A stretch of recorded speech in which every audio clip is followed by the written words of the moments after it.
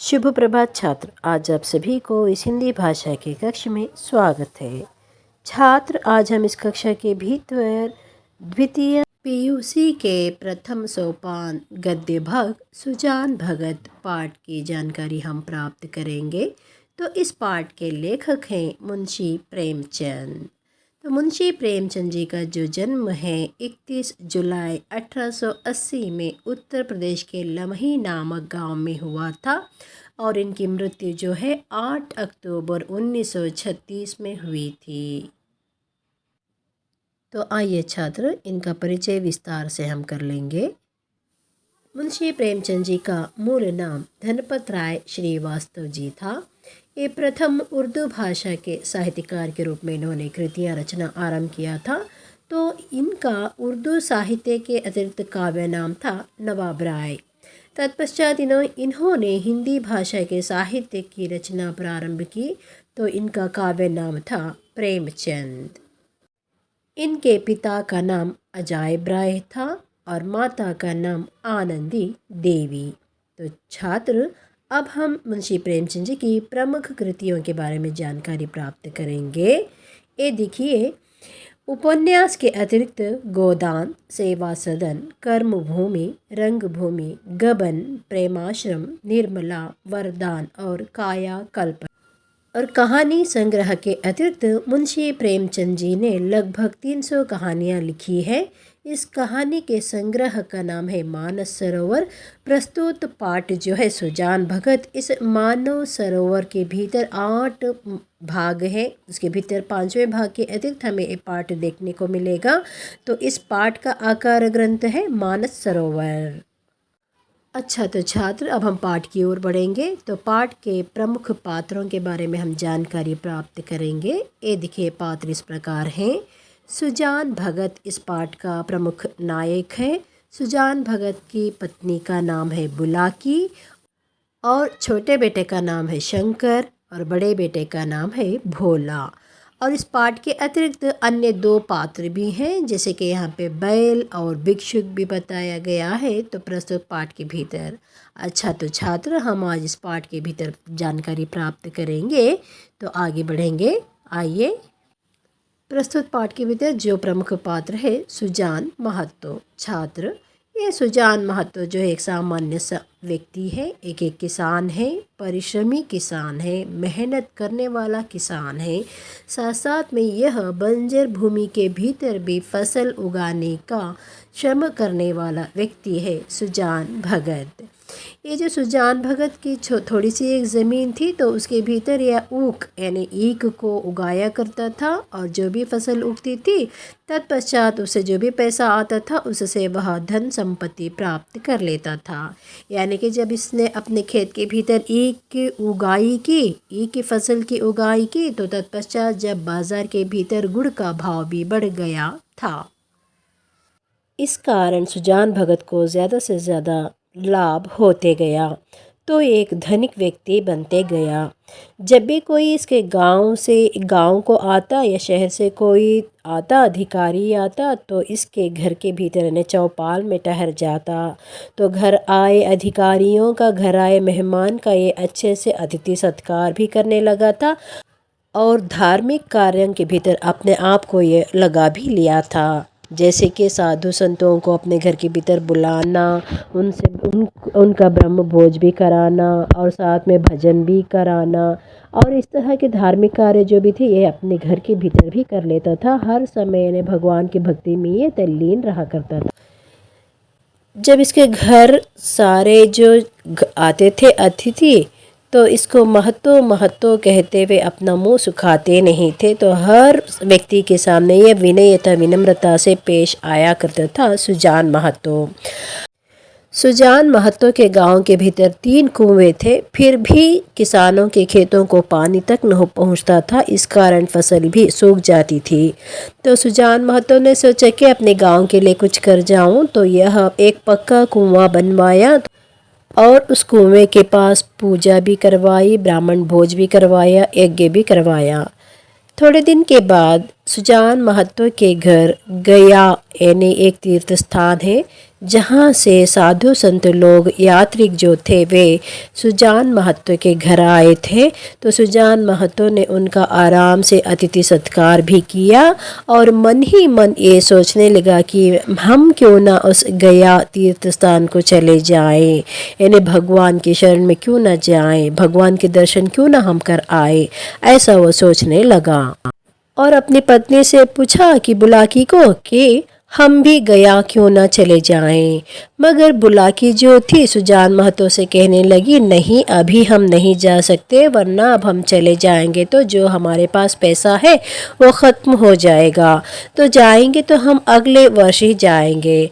मगर सुजान महतो ने बुलाकी से कहा, धर्म के काम में हमें मीना मेष नहीं करना चाहिए। तो बुलाकी हाँ बोलते हुए वो भी यानी गया चली जाती है। अपनी तीर्थ यात्रा समाप्त करते हुए सुजान महतो और अपनी पत्नी जब वापस गांव लौटे तो 11 गांव के भीतर प्रसाद के रूप में उन्होंने सुपारी को बांटा।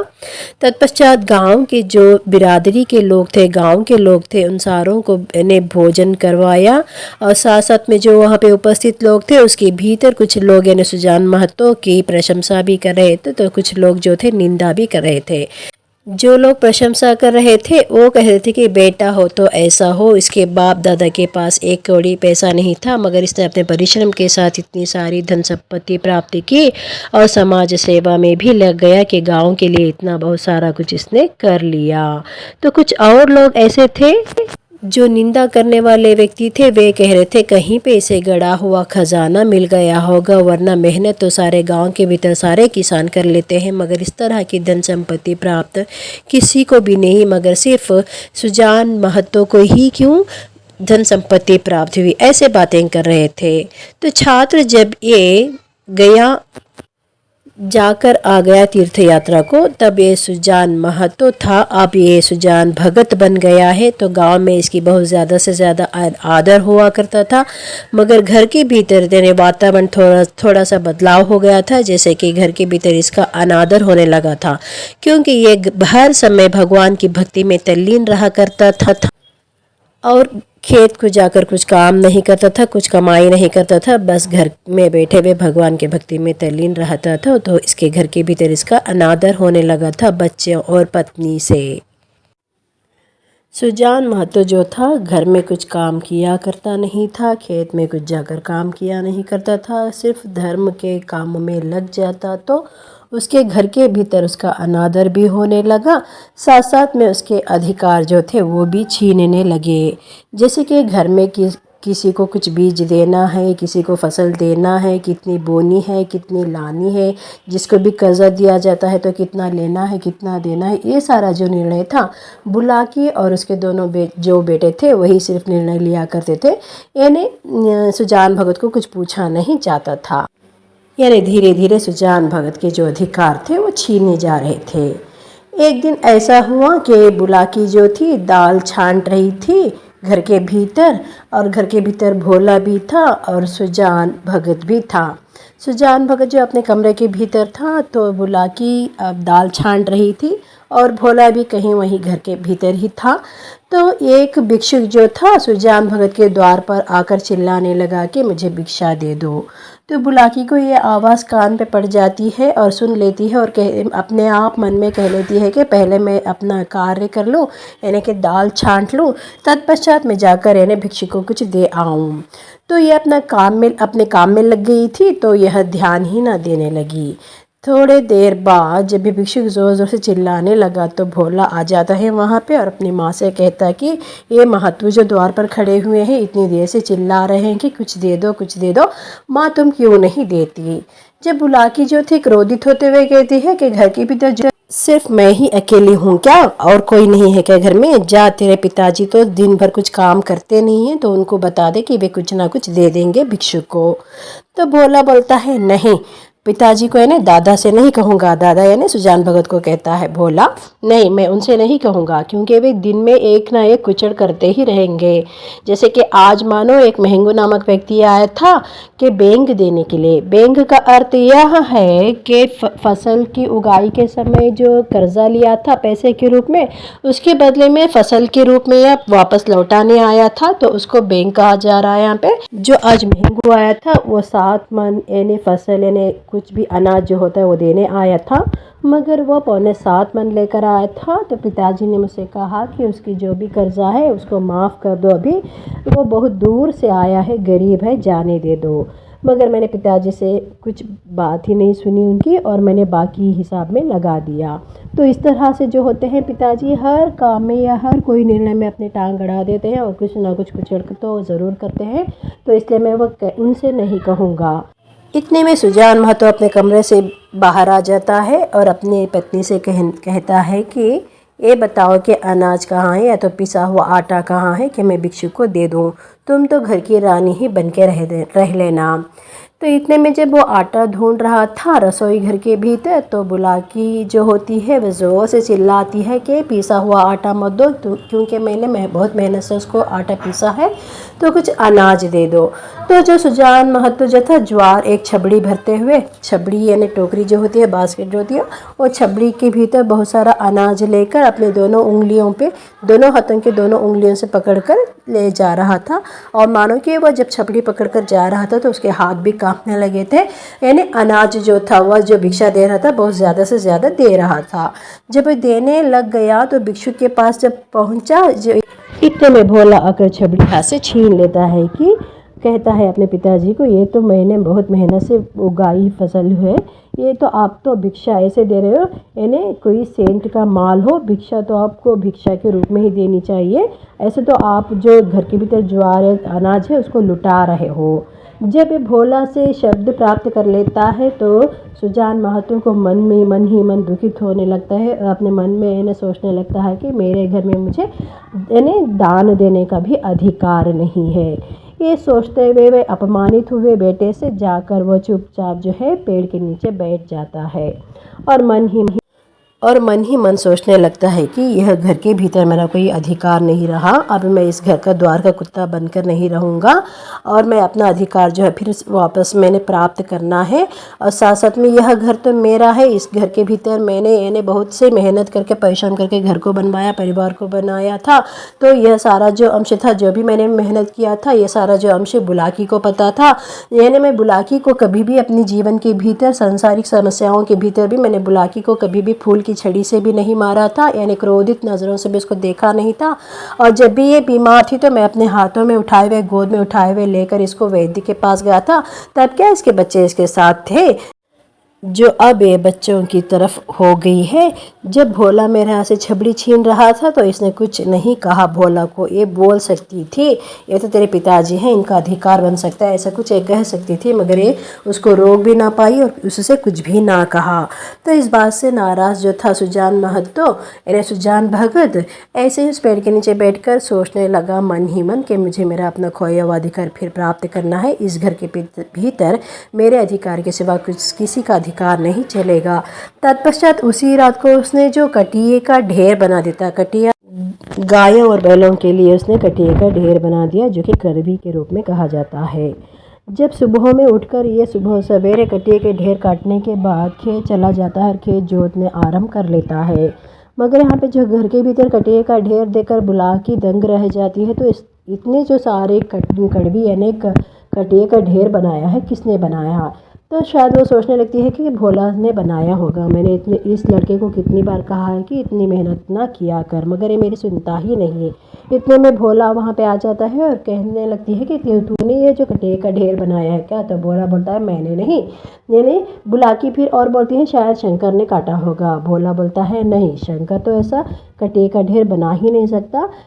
इतने में भोला अपनी माता बुलाकी से कहता है नहीं, शायद यह कटिए का ढेर जो है बाबा ने किया होगा। बाबा ने का अर्थ है यहाँ पे सुजान भगत को कहा गया है।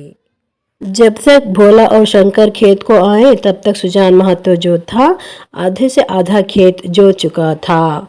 और जब ये भोला और उसका भाई शंकर जब दोनों खेत आए तो देखते हुए वे आश्चर्यचकित रह जाते हैं और अपने पिताजी से कुछ नहीं कह पाते। डर के मारे ऐसे ही चुप रह जाते हैं और अपने पिताजी के साथ साथ वो भी काम में लग जाते हैं। जब वे दोपहर का समय हो जाता है खाने का तो थक चुका होता है भोला अपने डरते हुए पिताजी से कहता है कि मैं भी घर चला जाऊंगा। तो सुजान महतो कहता है हाँ अच्छा ठीक है तुम चले जाओ मैं बाद में आ जाऊंगा। जब घर वापस आता है सुजान महतो पानी नहा लेता है खाना कुछ खा लेता है तत्पश्चात तो फिर आराम नहीं करता मगर भोला जो होता है आराम करने लग जाता है। सुजान महतो जो था बैलों को भी चारा पानी देता है उनके पीठ पे थपथपाई करते हुए उनको सहलाने लगता है और बैल जो है ऐसा अकथनीय सुख प्राप्त कर रहे थे जैसे माता उनका हाथ जो होते उनके पीठ के ऊपर हाथ फहरा रही हो यानी हाथ उसको सहला रही हो ममता भरी दृष्टि से। तो बैल भी इस तरह से वचन कर रहे थे सुजान महतो को कि जैसे आप चाहते हो वैसे हम भी मेहनत करेंगे। तो सुजान भगत जो था फिर वापस वहाँ से घर से खेत की ओर चल जाता है और बैल भी ऐसे दौड़ रहे थे मानो कि सुजान भगत से वे आगे भागेंगे खेत के लिए और कठिन परिश्रम करने लगता है खेत के भीतर सुजान महतो। निरंतर 8 महीनों की परिश्रम के बाद सुजान महतो जो था अपने खेत के भीतर फसल उसने खेत में दुगनी फसल की उगाई कर दी थी। जहाँ पे 5 मन की उगाई होती थी अभी वहाँ पे 10 मन की उगाई होने लगी थी। मानो कि अब वह 8 महीनों के परिश्रम के बाद उसने बहुत सारी फसल की उगाई भी कर ली थी। जो उगाई की हुई फसल जो थी अनाज उसको उसने घर के सामने लाकर ढेर बना दिया। और फिर वही भिक्षुक जो 8 महीने पहले इस सुजान भगत के घर आया था वह फिर आ गया और ढेर के सामने खड़ गया। तो सुजान महतो कहने लगा कि बाबा आपको जितना चाहे उतना ले लो। तो भिक्षुक जो था संदेहपूर्वक दृष्टि से वो थोड़ी सी अनाज ले लिया। बाद में इन्हें सुजान भगत कहने लगा नहीं और ज़्यादा लो और ज़्यादा लो। तत्पश्चात इतना ले लिया कि उसको उठाने भी ना हो पा रहा था। तो सुजान महतो उसको पूछने लगा कि आपका गांव कौन सा है। अमोला बताता है यानी भिक्षुक जो बताता है अमोला है। तब सुजान महतो जो था भिक्षुक का जो वो गट्ठर था यानी अनाज का जो गट्ठर था वही अपने सिर पर ढो लेता है और अमोला चल पड़ता है भिक्षुक के पीछे। और गांव के सारे लोग जो थे दंग रहकर आश्चर्यचकित से सुजान महतो को देखने लग जाते हैं। और सुजान महतो जाते हुए अपने बड़े बेटे भोला से कहता है कि मेरे जो इस अनाज के ढेर के पास रुके हुए सारे जो भिक्षुक हैं वे खाली हाथ ना जाएं, जो भाट के लोग खड़े हैं वे भी ना खाली हाथ जाएं, सारों को दान कर देना। तो इससे पता चलता है छात्रों की लगाव जो होती है रुचि जो होती है परिश्रम होती है तो जीवन में हम कुछ भी कर सकते हैं। जैसे कि अभी सुजान महतो जो था वह वृद्ध होने के कारण भी अपने बच्चों को पाठ सिखाने के लिए उसने फिर परिश्रम करके अपना खोया हुआ अधिकार फिर प्राप्त कर। अच्छा तो छात्र इस प्रकार हम पाठ का सारांश जान चुके हैं। तो अगली कक्षा के भीतर हम कर्तव्य और सत्यता पाठ के बारे में हम जानकारी प्राप्त करेंगे। धन्यवाद।